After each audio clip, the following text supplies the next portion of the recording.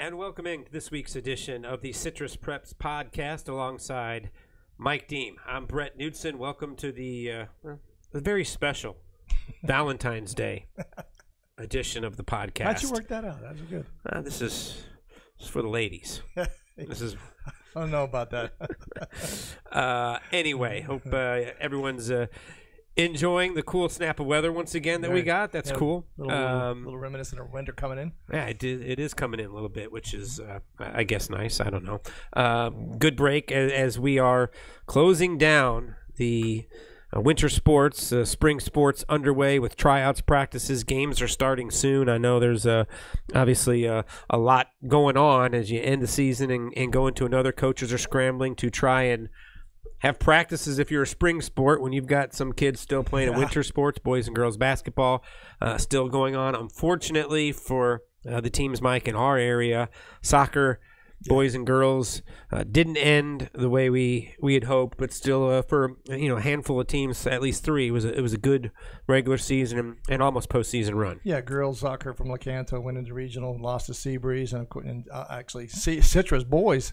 lost to the regional quarterfinals 3-1 to Seabreeze also. Get Seabreeze out of here. Yeah, and we'll see what the districts play next time next year. We'll see get into happens. that too. Yeah, we'll do that. Also got a side note. One of the sports that we mentioned too was weightlifting, and Citrus's Kennedy Blevins placed second in the Class 1A state in the 139-pound division. She benched 195 and clean and jerked 135 for a total 330. So congratulations to her and Citrus High School. Yeah, congratulations. Like we said, I don't care what sport it is. You compete at the state level, state championship level, and come away in the top 3, 4, 5, or even top 10. That's impressive. So congratulations to her. Great job.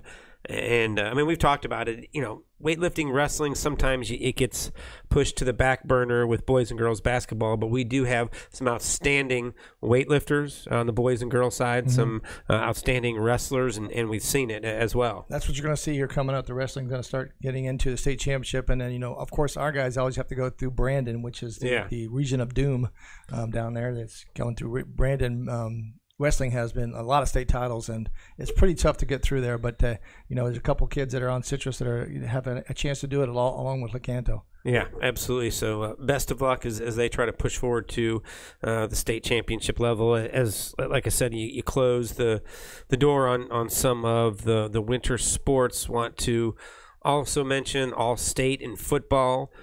Came out. Congratulations to Michael White and DeAndre Parker of Crystal River.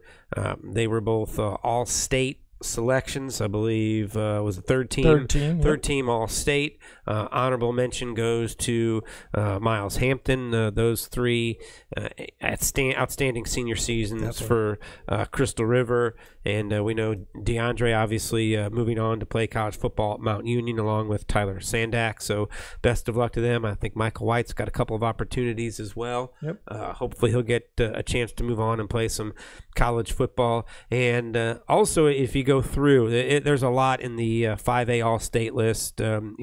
All-State offense, defense, 3 teams, and honorable mention between the schools in Citrus County. North Marion had a bunch of kids, as well as, Nature Coast. Of course, Michael Weston goes first team running back. Israel Fields from Hernando, I think, was second or third team running back. So congratulations to all the kids in this area being named All-State. It's quite an honor. It is. You're recognized by people who cover you, and a great season. So congratulations to them. As we talk about it, I have seen a few of the teams. I saw the Hernando football schedule tweeted out today.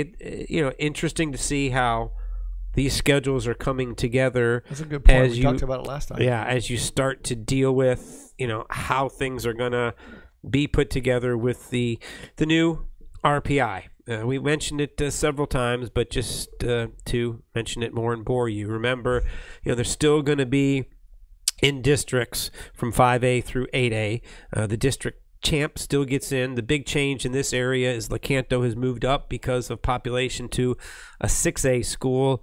They're going to be with Springstead in their district. I think they're also going down with Pasco, and I forget the fourth team. But the district around here with most of the schools from Hernando and Citrus County will be Citrus. It'll be Crystal River. It'll be Weeki Wachee, Brooksville Central, Nature Coast, and Hernando High. So you'll still play those teams in district, and you got to make out your schedule. I did see that Hernando, it's their classic game. They're playing Dunella, not in the regular season, but interesting how that will come together. And that's true. And the only reason I mentioned the Hernando, and I haven't seen or talked to Coach Harper, Coach Allen at Lecanto, because obviously they're they're in a smaller district. They only have 3 district games, so they got to fill out more than Crystal River and Citrus, who has a 6-team district, but 5 games. Hernando doesn't have Lecanto on the schedule. And that'd be interesting to see how that works out, because Lecanto is the team now in the area that has less district games, and you got to fill that schedule. It'd be interesting to see what they do. It's funny because I follow a lot of coaching, I guess organizations and actual coaches on Twitter, and there's a couple of tweets out there that say, "Hey, looking for a game on X, what dates?" And they're just trying to find some stuff to fit in there. Yeah, because look, we were only a couple years into the point system, and people were still trying to get a feel for that, the different levels, 1, 2, 3, and 4, and how many points you get. Well, that's all scrubbed. Remember, the RPI is based strictly on your strength of schedule. 35% on your winning percentage, 35% on your opponents, and then 30% on the opponent's opponents. So, and there is no differentiation between if you beat a 1A team that goes 9-1 or you beat an 8A team that goes 9-1, that there is no differentiation. So I mean, I think this will be the tweak that they're going to have to do. You would think so. I think because just look, it's just standard knowledge. If you're a 5 or 6A school and you want to schedule a 1A school to win and beat them, I mean, there's some good 1A schools, but should it be the same? You schedule a 1A school that goes 8-2, another team in 5A plays a 7 or 8A school and they go 8-2. Is that really should be rewarded the for same playing. thing? I agree with that. That's like it's playing, Toledo playing, University of Michigan and then beating them. Yeah, there's a lot of things that they can do that. Or does Michigan win against them, and it's an easy win, Yeah. Well, and then of course the other side of that coin is if you're a 1A school. I mean, you're the schools that we've seen come down here, the Trentons and those type schools. Do you even bother scheduling a bigger classification school? It does you no good. Fine. And will that all change? I don't know. And then of course in the future, the volleyball districts came out. Remember those sports: volleyball, boys and girls basketball, boys and girls soccer, along with softball and baseball. Those sports are going to modified district alignment. You're going to be in a district, but it is going to be on your max preps ranking. So you'll have a district. You do not have to play the teams in that district. The district tournament is then, based on your rankings on max preps. So, let's just say, for instance, if you've got, girls basketball, a 6-team district, you don't have to play any of those 5 teams in the district, but the district tournament will be set on your rankings. They'll seed you 1 through 6, and you'll play through it. So how does that go? And with the way the volleyball districts played out and were released by the FHSAA, you get the feeling that the schools in this county, Lecanto, Crystal River, and Citrus, you're probably going to see a shift up north in terms of who they're going to play. North Marion, Dunellen, maybe Vanguard. So I think you're going to see perhaps what we've seen in the past few years with Lecanto, Crystal River, Citrus, along with Nature Coast, Central Hernando, Weeki Wachee. That may be broken up come the next few weeks. March is when boys and girls basketball will be released. So that will be interesting. Yeah, it will be. And it's a lot to come here. It's a big change. Again, another change. So now it's not just football; it's those other sports as well. So we were talking about basketball, and we are underway with the state tournament tonight. The girls' state tournament gets underway. A couple of local regional teams advancing. Crystal River girls finished second in the district tournament. They were tied for the regular season district title with Weeki Wachee. Had a heck of a basketball game with Nature Coast in the district semifinals. Nature Coast took them to overtime, so the season was on the line for Crystal River. You don't win in the district semifinals, the season is over, and Coach Bryant and company pull it out in overtime. They had a lead in the fourth quarter against Weeki Wachee in the district championship game. They ended up losing. They do have to go on the road. Turnovers. They had 26 turnovers. Yeah, just kind of lost it at the end. But you get the feeling that they are playing perhaps some of their better basketball at the right time. They do play that unique style, up tempo, fast break, full court pressure defense. And we'll see how it goes, because tonight it's Wesley Chapel, a team that has a really good record. I believe it's like 22-2. Only a couple of losses on the year. But talking to Coach Bryant, a very young team. He's had a very difficult time getting any scouting and or video of Wesley Chapel. Not a whole lot of help from Wesley Chapel's district. Even a couple of coaches that used to coach up here aren't returning his phone calls. And like he pointed out, though, that they are a very young team, a lot of freshmen, so even video from last year doesn't help because they're not running the same stuff with the same people. It'll be interesting. They shoot a lot of threes, Wesley Chapel does. Crystal River shoots for a higher percentage. Interesting ball game, as Coach Bryant pointed out to me when I talked to him yesterday. They were in this situation last year. They lost in the first round of the state tournament. 2 years ago, they made it all the way to the Elite Eight. So they have some experience, but they're still a fairly young team. Yeah. So a lot of the girls who, were on the team last year watched that first round state playoff game, different than playing in it. Yeah, totally different. I mean, it's got to be a little more nervy going out there, and especially playing a team like the Wesley Chapel. Yeah, and the one thing Wesley Chapel has, and we'll go into that here in a minute because we're going to hear from Coach Bryant, did a preview story on them. While maybe the video or the knowledge of trying to see what exactly Crystal River does, like Coach Bryant said, everybody knows Crystal River's reputation. You know what style they play, so you got to get ready to break the press. You got to get back on defense, so maybe Wesley Chapel has an advantage. I don't know. I always think that when you haven't seen what Crystal River does, that can be an advantage. The speed of that is a little tough if you can turn it over. So, without further ado, here's Coach Bryant talking about the matchup coming up tonight as Crystal River opens up the state playoffs in Class 6A, as they will take on Wesley Chapel.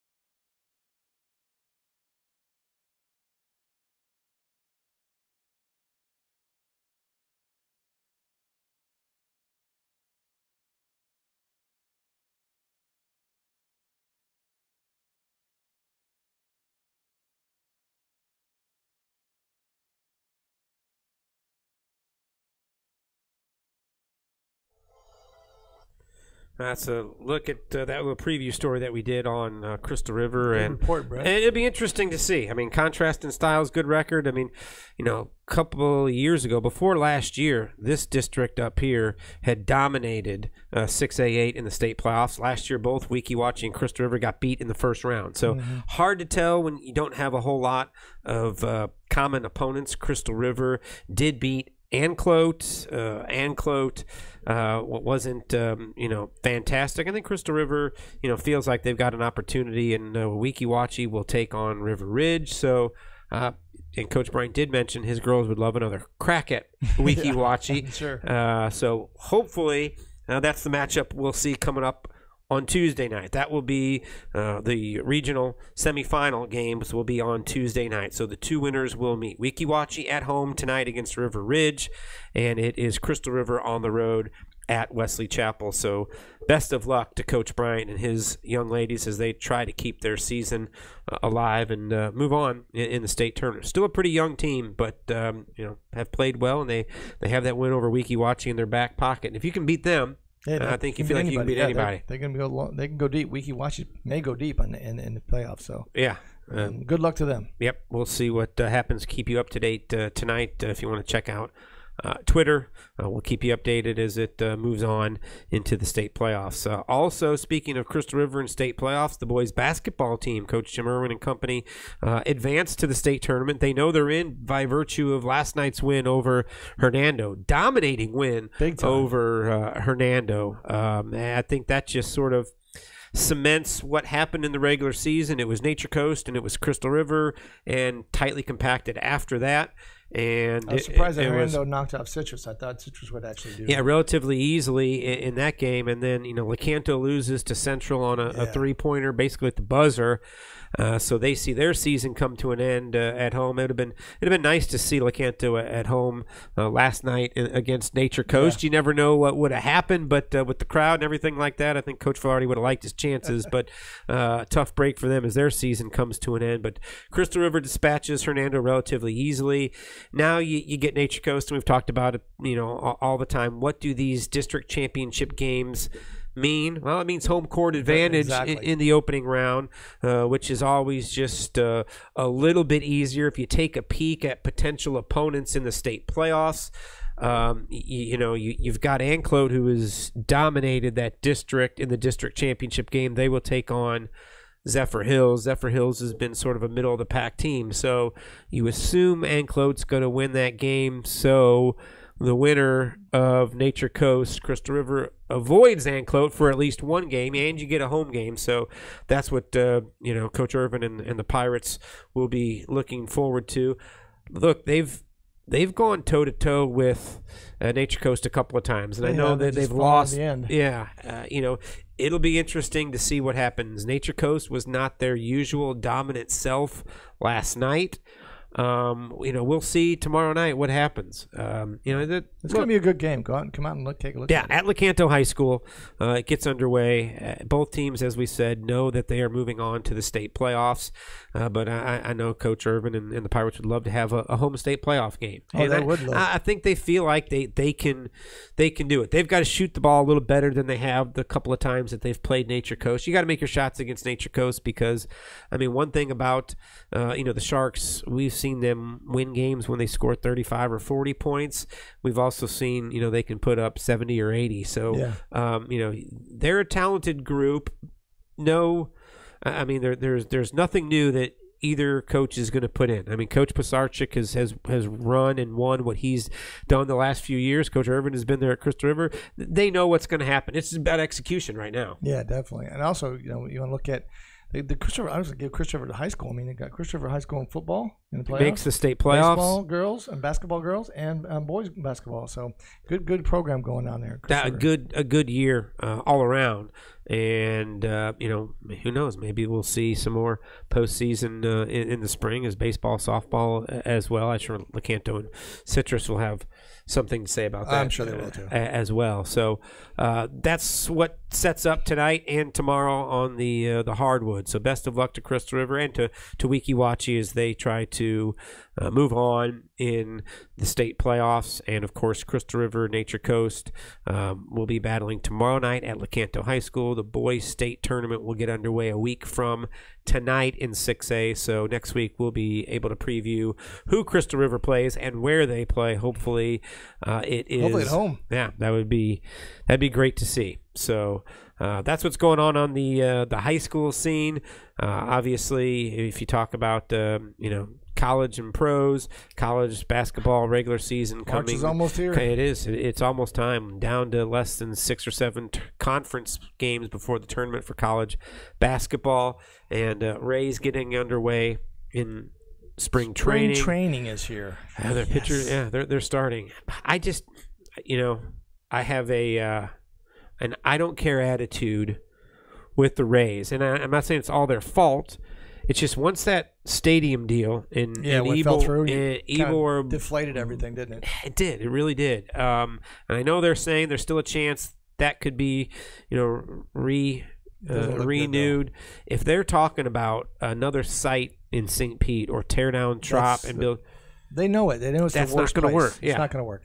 So I have zero excitement and interest if they're going to talk about a stadium in St. Pete. The only place I would think would be up there, Toy Town near Feather Sound, up in that area, because it's right across it. But still, that's still across the bridge. That's still, I mean, the only way I think the Rays are viable long term is somewhere in Hillsborough County. I mean, we've talked about it a few times before. I mean, and I know there's not direct parallels between hockey and baseball, but you had an expansion hockey team come down here. The Rays are expansion baseball. Mm-hmm. That expansion hockey team played a year. They played out at Expo Hall in I-4 and Orient Road, but then they moved down to Tropicana Field.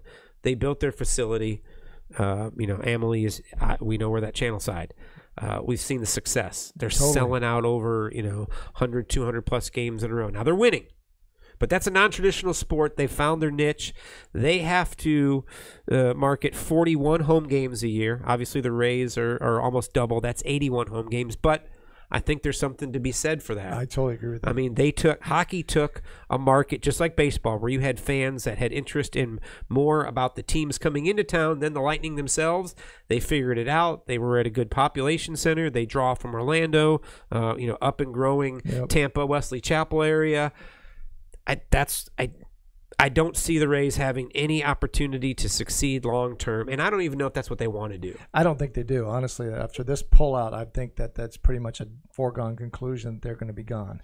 And that's just my opinion. I mean, I hope something happens that they don't. Yeah. But I would really think that Sternberg's is going to we sell tried the team. Yeah, we tried. We got to get rid of it. Somebody in Canada is going to appreciate it a little bit more. Yeah, that's why to me, look. They have they've said St. Pete doesn't work, and that's why they that's why they had that window to negotiate. Yep.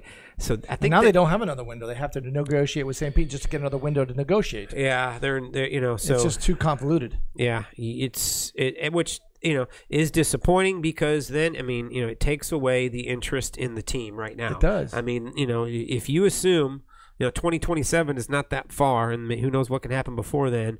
If you assume that team's gone, what's the point of having an interest in it? Not just from raising your sons and daughters to actually root for them, because they're not going to be here. That's the point. You got to have those kids who become 30-year-old adults who buy season tickets, and they're getting close to that age. They're just getting close to that age right now. They're just kind of maturing to that point. Yeah. So it's kind of sad in a way. That's what I really felt when that happened dropping the Ybor City site. Yeah, and that's why I never, a lot of baseball writers from across the country try to lump, the Marlins and the Rays together. Baseball does not work in Florida.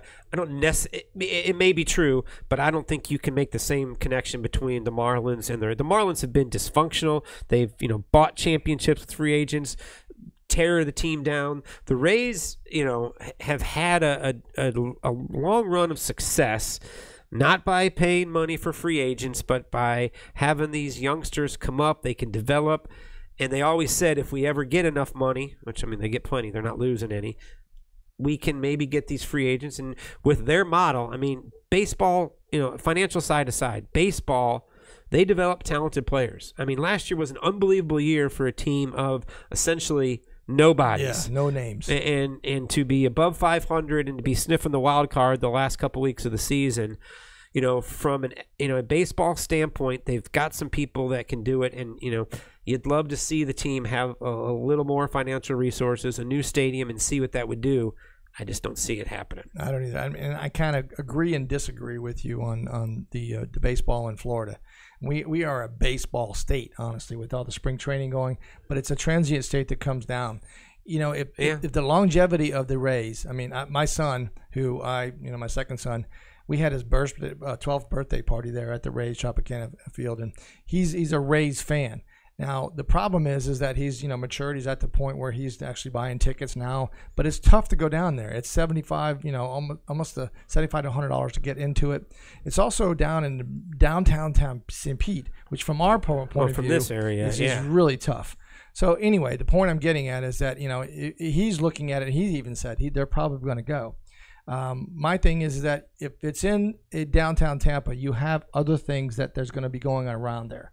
That's the one thing that St. Pete downtown doesn't really have. They have condos, they have some restaurants, but they don't really have entertainment there. They got Al Lang, which is one sites that they've said that they may think about, which is fine, but it's still downtown St. Pete. Yeah, that's the main thing. So and it's a drive for Citrus County, Hernando County to get down there, but even the folks that do live in Hillsborough, and if you go up to Pasco, it's not desirable to go down there consistently. And look, doesn't mean that they build it in Hillsborough County that all of a sudden they're getting 31,000 a game. That's not a guarantee, because I still think the jury is out. Would it work long term? But the chance you have to take is build that stadium if you even want to think about it. We know it doesn't work in St. Pete. They're going to be under 20,000. It's not going to be viable. The same thing may happen in Hillsborough County. I do not know for sure, but I think that's the chance you have to take. And again, I just always point out the Lightning model. I mean, if you can make hockey work here, baseball should work. And I don't want to hear the excuse you've got fans who live here, but their rooting interests are the Red Sox or the Yankees, or, well, you know what, we had Rangers and Bruins and Red Wing fans here for a long time that filled up half of the arena. That's not the case anymore. I mean, and if the Lightning can do it with hockey, I still have to believe baseball, and even though it does have a little dwindling popularity with kids playing it, I still think it can work. But Vinnick has made a you go to the Emily Arena, and it's an event. It's an excursion that you have. You have to experience to be there. And when you get there, you go, wow, I want to come back. And it's downtown. There's things happening in downtown Tampa that are just absolutely crazy, and I love it for it. I mean, you got a monorail or a train that's going to maybe come from Orlando to downtown Tampa and stop there. There's a lot of things that are going on. So the more better prognosis for the Rays would be in Tampa somewhere, that they could actually get the I-4 corridor down. They can get from the northern counties, the southern counties can come up. It's just more conducive to better baseball. And then again, maybe Tampa Bay is just a two-sport town. There are some cities and areas where it doesn't work. Yeah. I mean, you can't have 3 or 4 professional franchises. It just does not work. And, I mean, at some point, you have to say maybe not. I don't know. It would be tough, but it'd be sad. Here's the problem with the Rays, and Hillsborough, Pinellas, whatever. We've talked about it before. You're going to have Charlotte. You're going to have Portland. Maybe San Antonio. You're going to have lots of cities that are going to have stadiums available in the future if that's where they want to go. Yep. And again, could be a talented team this year for the Rays. Yeah, I like that. I like Cash, what he's putting together right now. Yeah, I mean they've and this was sort of a shot in the dark kind of hire. I mean, I thought when they hired him, it was just let's just fill in. This is a fill in until we can find some, because he's not ready to manage. Yeah. He's embraced what they do. He's fit in, and it's good. I mean, are they going to make the playoffs? I don't know, but they prove that they can exceed expectations. Some pundits are putting them up there to compete, and they kind of set the world on their ear with that, opener. And now there's other teams that are considering it. I mean, if imitation is the highest form of flattery, then the Rays have something. but we'll have to see. All right, well, that'll put a bow on this Valentine's Day edition of the Citrus Preps podcast. Again, high school girls state playoffs tonight. Good luck to Crystal River Weeki Wachi. Tomorrow night, Crystal River boys in the district championship game. We will keep you up to date on everything going on with the end of the winter sports, the beginning of spring. We'll be back here next week with another edition of the podcast. Have a good week, everybody.